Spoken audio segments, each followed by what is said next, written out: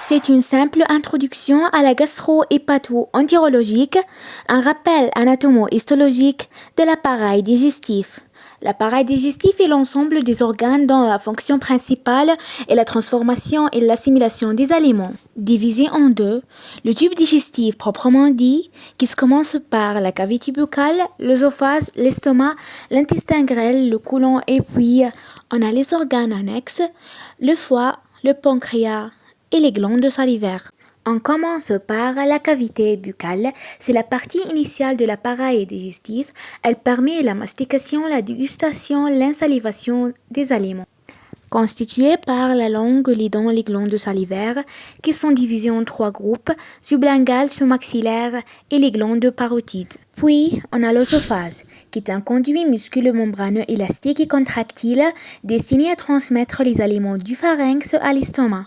Divisé anatomiquement en trois portions, cervicale, thoracique et abdominale. Histologiquement, il comporte 5 couches, la muqueuse avec un épithélium et un chorion riche en glandes, la musculaire muqueuse, la sous-muqueuse, la musculeuse et l'adventice.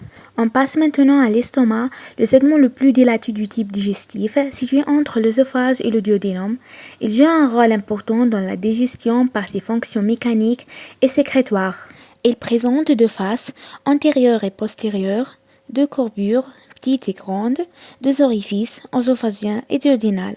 La petite courbure est vascularisée par l'artère gastrique gauche et l'artère gastrique droite. La grande courbure est vascularisée par l'artère gastro-épiploïque gauche et l'artère gastro-épiploïque droite.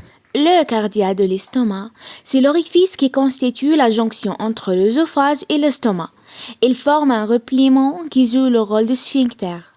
Le fundus, ou la grosse tuberosité, est la partie supérieure de l'estomac. L'antre constitue la partie inférieure de l'estomac et débouche sur le pylore. Le pylore et sa région constituent la dernière partie de l'estomac reliée à l'intestin grêle. Histologiquement, on a 5 couches. La muqueuse qui présente 2 régions, une région fondique et une région pylorique.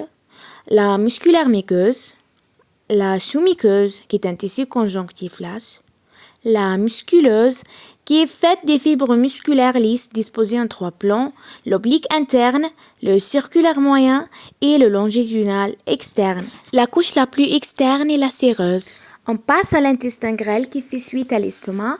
Il comprend un segment fixe, le duodénum, suivi de 2 segments mobiles, intrapéritonéaux, le jejunum et l'iléon. Le duodénum est la portion initiale de l'intestin grêle divisée en 4. D1 fait suite au pylore. D2, la partie descendante. D3, la portion horizontale. Et D4, c'est la portion ascendante. Se continue avec le jejunum par l'angle duodéno-jejunal. Le jejunum iléon, portion mobile de l'intestin grêle, fait suite au duodénum et se termine à la jonction iléocolique. Il est entièrement sous-mésocolique, participe à la digestion mais joue un rôle surtout dans l'absorption des nutriments. La surface interne de l'intestin grêle, elle présente 2 soulèvements. Un soulèvement majeur et un soulèvement mineur. Le soulèvement majeur, ce sont les valvules connivantes. Les soulèvements mineurs, ce sont les villosités intestinales. Sur les soulèvements majeurs, il y a les replis تاع la muqueuse ومن بعد هذوك des replis فيهم des replis صغار اسمهم les villosités intestinales. La structure histologique comporte 5 couches. نبداو بلا muqueuse. La muqueuse, elle offre à décrire 3 couches.